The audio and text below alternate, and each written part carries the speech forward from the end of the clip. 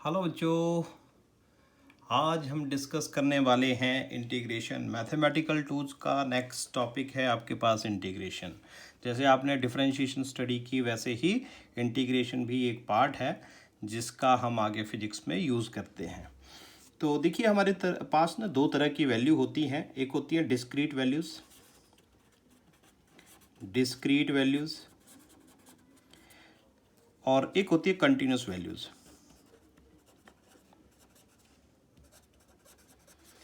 या ऐसा कहेंगे कि डिस्क्रीट फंक्शन या फिर कंटिन्यूस फंक्शन। तो इन चीज़ों को ऐड करने का एक अलग अलग तरीका है। सपोज करिए मेरे पास ये एक बॉडी है, this is your m1, this is your m2। जब आप इनको सम करेंगे तो आप डायरेक्टली लिखेंगे m is equals to m1 plus m2, ये सम हो गया। लेकिन अगर मेरे पास कोई ये रॉड है which is made up of large number of particle, छोटे छोटे पार्टिकल से बनी है, आपको उनके स्मॉल स्मॉल मासेस दे रखे हैं, तो ऐसी कंटिन्यूस बॉडी को ऐड नहीं करते। ऐसे इनको ऐड करने के लिए हम करते हैं इंटीग्रेशन। तो इंटीग्रेशन क्यों करते हैं? जो भी आपके पास ऐसे फंक्शन, ऐसी वैल्यूज़ होंगी जो डिस्क्रीट नहीं हैं, उनकी एडिशन के लिए, उनकी समेशन के लिए हम इंटीग्रेशन करते हैं। वैसे भी इंटीग्रेशन का मतलब होता है चीज़ों को जोड़ना, इंटीग्रेट करना, ठीक है, एक चीज़ से दूसरी को जोड़ते हुए चले जाना, ऐड करते हुए चले जाना, that is called as integration. तो यहाँ पर मैं कुछ फार्मूलों से शुरुआत करूँगा, फिर बाद में आपको इसका ज्योमेट्रिकल सिग्निफिकेंस भी बताऊँगा।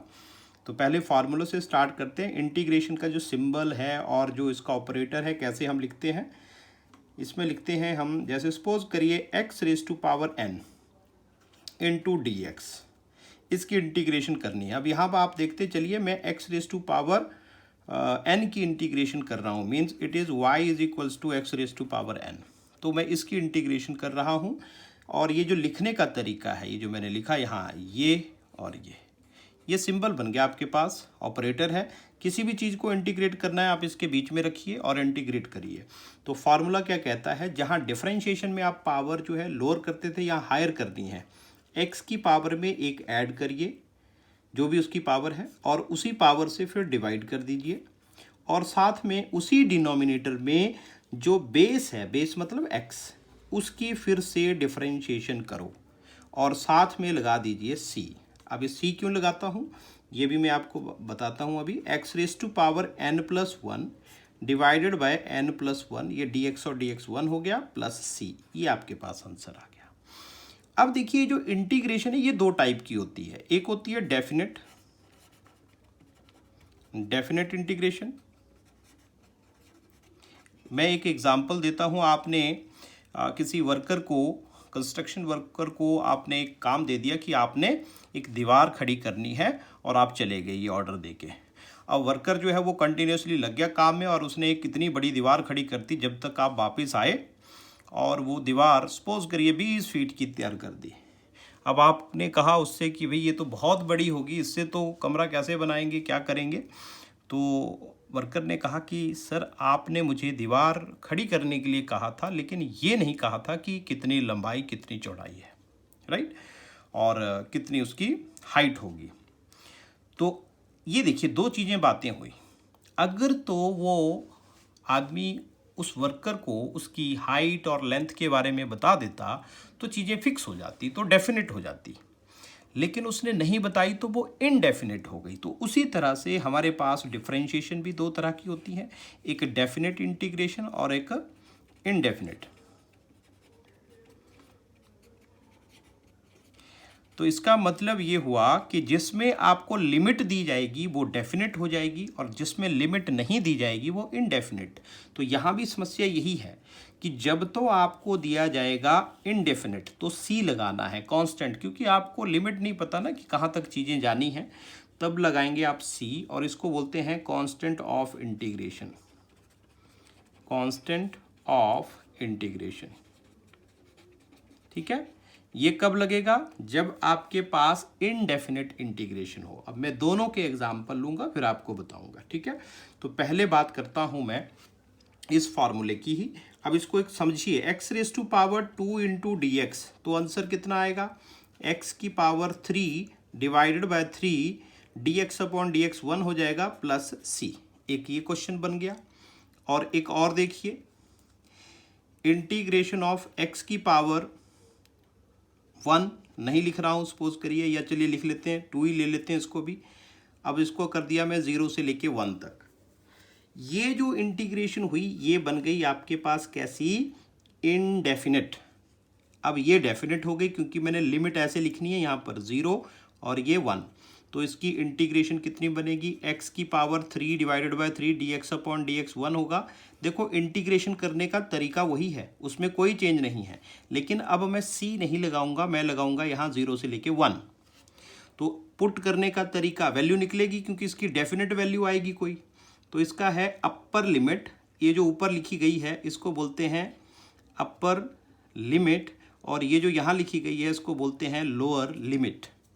ठीक है, so there are two things, upper limit and lower limit. तो पहले अपर लिमिट पुट करेंगे, 1 पुट करेंगे, 1 की पावर 3 डिवाइडेड बाय 3, तो 1 की पावर 3 मतलब 1, तो ये आ गया 1 अपॉन 3, माइनस 0 पुट करेंगे, माइनस ये रूल है upper limit minus lower limit, तो ये आ जाएगा आपके पास 0।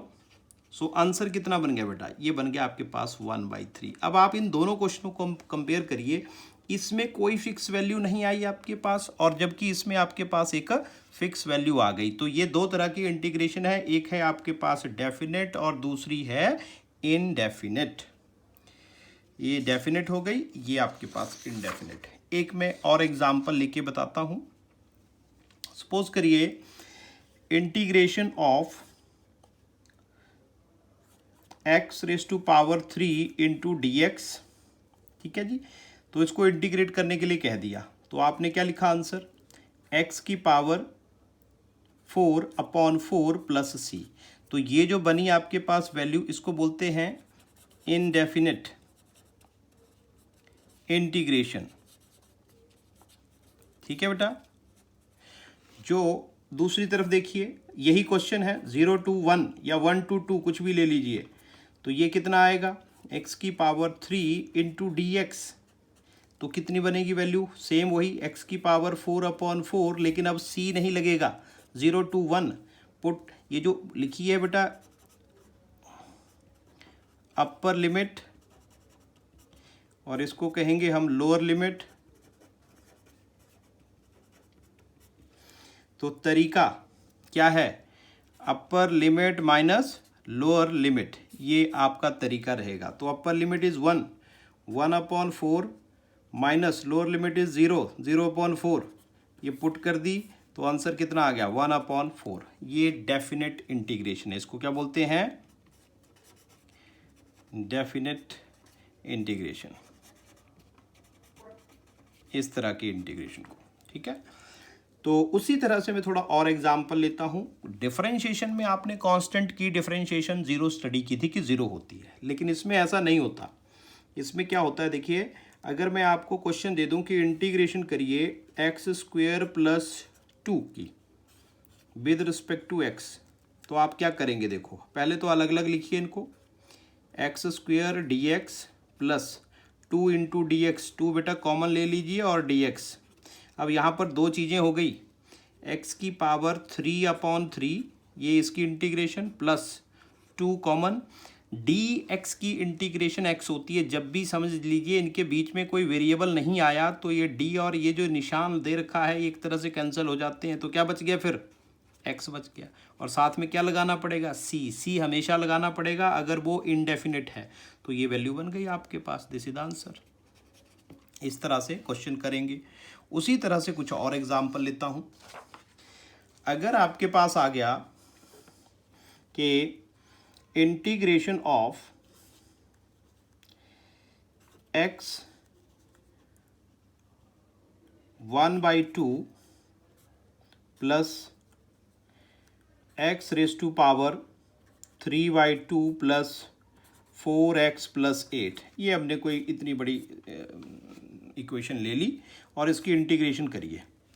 अच्छा, पहले तो इसकी इंटीग्रेशन करिए, देखिए क्या आएगा अगला स्टेप, x की पावर में एक ऐड करेंगे और उसी से डिवाइड करेंगे, 1/2 + 1, तो ये कितना आ जाएगा 3/2, तो 3/2 ये यहाँ भी आएगा, यहाँ dx अपॉन dx जो कि 1 हो गया, यहाँ ये लिखा नहीं जाता, 1 हो जाता है, पर आप लिखना चाहें तो लिख सकते हैं। प्लस x की पावर में एक ऐड करेंगे, एक ऐड किया इसमें तो 3/2 + 1, तो ये कितना बन गया 5/2। फिर वैसे ही dx अपॉन dx ये भी आ गया बेटा, plus 4 as it is, x की पावर 1 है, x की पावर में एक ऐड करेंगे और उसी से डिवाइड करेंगे, फिर वही dx अपॉन dx वो 1 हो जाएगा। चलिए अगले स्टेप में करेंगे। इन प्लस 8 है बेटा, इसके साथ कोई वेरिएबल नहीं है, वेरिएबल मतलब x नहीं है, तो इसका मतलब 8 एज इट इज़, इंटीग्रेशन ये निशान चल रहा था तो dx, मैंने अभी आपसे कही कि जब भी ऐसे आए कि dx की इंटीग्रेशन x होती है, dt की इंटीग्रेशन t होती है, dy की इंटीग्रेशन y होती है, dz की इंटीग्रेशन z होती है, ठीक है ऐसे, और साथ में प्लस c, वो आपको पता ही है, लगता ही है सबके साथ। हाँ, बार बार c नहीं लगाना है, एक इक्वेशन में एक ही c लगेगा कांस्टेंट। तो ये आ गया x⁻³ 3/2 अपॉन, ये आ जाएगा 2/3, तो आगे आपके पास 2/5 x⁵5/2 प्लस 2 से 2 कैंसिल हो गया, 2x⁻² plus 8x plus c एक ही लगेगा। So this is the answer.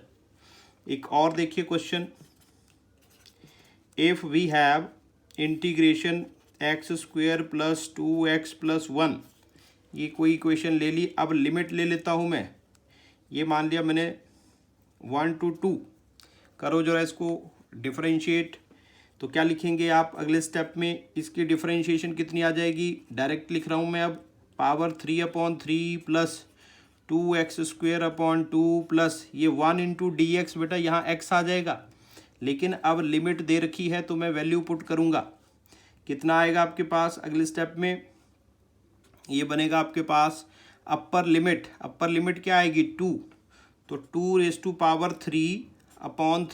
Plus यहाँ भी 2 पुट करना पड़ेगा, 2 इंटू 2⁻² प्लस यहाँ भी 2 पुट करना पड़ेगा, तो ये तो बन गया बेटा upper limit minus lower limit कितनी है 1, तो ये 1/3, ये 1 ही रहेगा, पावर कुछ भी हो, तो ये 2/2, इसको आप चाहे तो इसको कैंसिल भी कर सकते हैं, चलिए अभी हमने नहीं किया तो लिख लीजिए, यहाँ कितना आ जाएगा 1, ये ऐसे आ गया, ठीक है। तो इसको सॉल्व कर लीजिए, 8/3 प्लस 2 से 2 कैंसिल हो जाएगा, ये आ जाएगा आपके पास 4 प्लस 2 और ये आ जाएगा माइनस, एलसीएम ले लिया आपने, कितना आ जाएगा 6, तो ये बन गया 2 प्लस 6 प्लस 6, तो इसको सॉल्व कर लीजिए आप, यहाँ पर बन जाएगा 8, यहाँ आपके पास वैल्यू कितनी बनेगी इसकी, ये बन जाएगी 8/3 प्लस 6 माइनस 14/6, तो ये कैंसिल करके मैं इसको यहीं पर लिख देता हूँ। तो नेक्स्ट स्टेप, चलिए I will do it next page, that is your, इसको कैंसिल कर दीजिए 3 और ये आ जाएगा 7, तो ऊपर कितना आ गया आपके पास, ये ब्रैकेट के अंदर ही है, दिस इज 7, तो 7/3 और यहाँ हो गया 18 प्लस 8, एलसीएम लेंगे तो 18 प्लस 8 डिवाइडेड बाय 3 माइनस 7/3, तो एलसीएम वगैरह लेके ये 3 आ गया, ये हो गया 26 माइनस 7, तो ये बन गया आपके पास 19/3, ये आंसर आ गया। इस तरह से आप बाकी क्वेश्चनों को भी सॉल्व कर सकते हैं, लेकिन बेटा इसमें कुछ फार्मूले होते हैं, जैसे आपने डिफरेंशिएशन में स्टडी किए वैसे ही इंटीग्रेशन में भी कुछ फार्मूले हैं, वो फार्मूले क्या हैं और कैसे उनको आपने याद रखना है, उसके लिए मैं आपको फार्मूले बता देता हूँ। I have already written here all the formula. ये है, देखिए आपके पास x की पावर, जो अभी मैं डिस्कस कर रहा था, x की power n into d x मतलब पावर में एक ऐड किया और उसी से डिवाइड कर दिया बेटा प्लस सी। बट याद रखिए एक्स की पावर -1 नहीं होनी चाहिए, क्योंकि -1 होगी तो ये अगला फार्मूला बन जाएगा जो कि मैंने 4th नंबर पर लिखा है। तो यहाँ डी एक्स की वैल्यू मैंने अभी कहा आपको एक्स प्लस सी, 2 कॉमन आ जाएगा, डी एक्स की वैल्यू x होती है वो लिख दिया। 1/x ये वो चीज़ हो गई, 1/x इंटू डी एक्स जो है वो log x होती है, नेचुरल log x ऐसे भी लिखते हैं, जो कि मैं डिफरेंशिएशन में आपको बता चुका हूँ। जिन बच्चों ने नहीं देखा है वो डिफरेंशिएशन का वो वीडियो देखें। Sine x into d x बेटा जैसे डिफरेंशिएशन में रूल है वैसे ही ये बिल्कुल इंटीग्रेशन का ऑपोजिट चलता है। जब आप इसकी करोगे डिफरेंशिएशन तो साइन आ जाएगा, साइन की करोगे तो कॉस, लेकिन यहाँ नेगेटिव में आएगा। आप देखिए इसको, sine x into d x is minus cos x. अगर मैं इसकी जगह लिख दूँ, यहाँ साथ में मैं कुछ और एग्जाम्पल भी आपको देते चलूँगा। जैसे सपोज करिए मैंने लिख दिया sine 2x into d x, तो इंटीग्रेशन कितनी आ जाएगी, तो देखिए बेटा साइन की हो जाएगी cos, minus cos 2x upon, yes नीचे होती है इसकी डिफरेंशिएशन, यहाँ मैंने इसलिए नहीं लिखी है, आएगी यहाँ भी, लेकिन dx अपॉन dx 1 हो जाता है इसलिए कोई ज़रूरत नहीं, यहाँ नहीं होगा 1, यहाँ 2 आएगा, तो यहाँ 2 प्लस सी, तो आंसर ये आएगा। वैसे ही इंटीग्रेशन ऑफ जैसे cos x into d x की क्या होती है साइन एक्स प्लस सी, तो वैसे ही इंटीग्रेशन ऑफ कॉस, सपोज करिए मैंने x square into d x लिख दिया तो कितना आ जाएगा, ये कॉस स्क्वेयर नहीं है एक्स का स्क्वेयर है, तो कॉस की इंटीग्रेशन सबसे पहले साइन एक्स स्क्वेयर, ये फार्मूला लग गया। एक्स जो चीज़ है वो वही लिखनी है, एंगल जो है वो वैसा ही लिखना है, डिवाइडेड बाय उसकी डिफरेंशिएशन नीचे, तो एक्स स्क्वेयर की डिफरेंशिएशन क्या होती है 2x जो हमने पढ़ रखी है, ये आ गया प्लस सी। उसी तरह से बेटा कॉस एन एक्स की sine n x divided by n, और ये आ गया आपके पास sine square x into d x की क्या होती है tangent x into d x, और integration of cosecant square x into d x की क्या होती है minus cot x, integration of secant x tangent x की क्या होती है secant x plus c, integration cos x cot x d x की माइनस कोसिकेंट एक्स।